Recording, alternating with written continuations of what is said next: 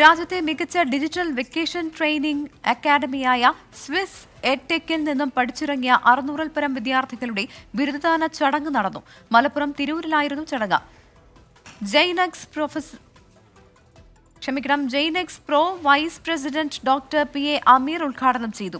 Swiss edtech chairman CPM Haris അധ്യക്ഷനായി. Jainex south regional മേധാവി ബൈജു ബാബു, പ്രവീൺ ചിറയത്ത് എന്നിവർ മുഖ്യാതിഥികളായി.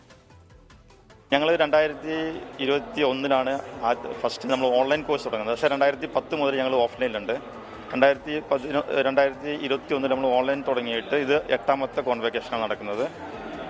എല്ലാ 3 മാസം കൂടുമ്പോൾ 4 മാസം കോൺവെക്കേഷൻ ഉണ്ടാവാറുണ്ട്. 1000 കുട്ടികളൊക്കെ വെച്ചിട്ടാണ് പൊതുവെ നടക്കുക. ഒരുപക്ഷെ എനിക്ക് തോന്നുന്നത് സ്ത്രീകളിൽ ഏറ്റവും കൂടുതൽ അതെന്താണെങ്കിൽ ടീച്ചേഴ്സ് ട്രെയിനിങ്ങിന് ഇന്ത്യയിൽ തന്നെ ഒരു വർഷത്തിൽ 4000-5000 കുട്ടികൾ പഠിക്കുന്ന ഒരു സ്ഥാപനമുള്ള രീതിയിൽ 4-5 പ്രാവശ്യം വർഷത്തിൽ കോൺവെക്കേഷൻ നടത്തേണ്ട ഒരു അവസ്ഥയിൽ നമ്മൾ വരുന്നത്.